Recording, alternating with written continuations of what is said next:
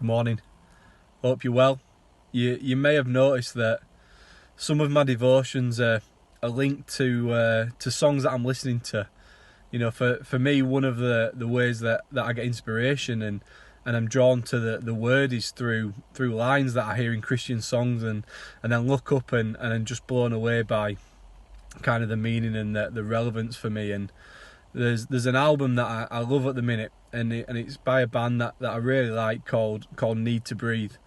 The song in particular, I'll link it below, but it's called Who I Am, and the chorus of the song has a line in it, and it just blew my mind really. I listened to it over and over, and it says, "You grow your roses on my barren soul," and I've been reminded that God is in the business of making dead things alive. You know, because He died, we get to live. You know, and even when we may not recognise that we're dead, you know, or when we think that we've lost all hope, or even when we don't even ask God to revive us, you know, to abide in Him, you know, in Jesus, in the resurrected one, is to be fully alive.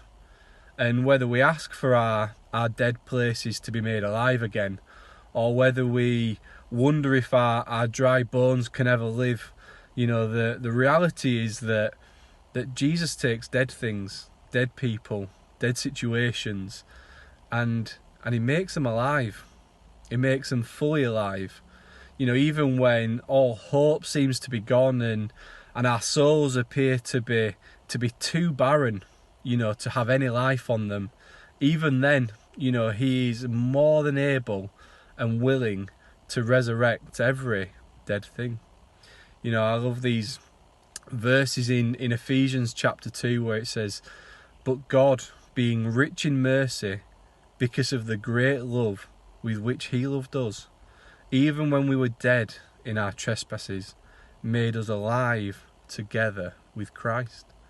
You know, and this scripture, the verses there 4 and 5, I find myself reflecting on you know, the dead areas in my own life, and Jesus being so rich in mercy and because of His great love has made me alive.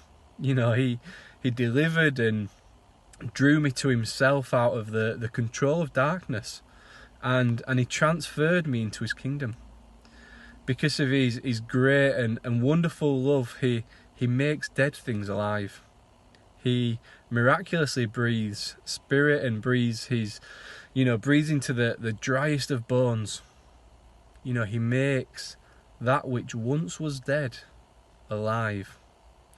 And I don't know if there are dead places in your heart that need resurrecting, or situations that seem impossible to resolve, or relationships that seem unreconcilable.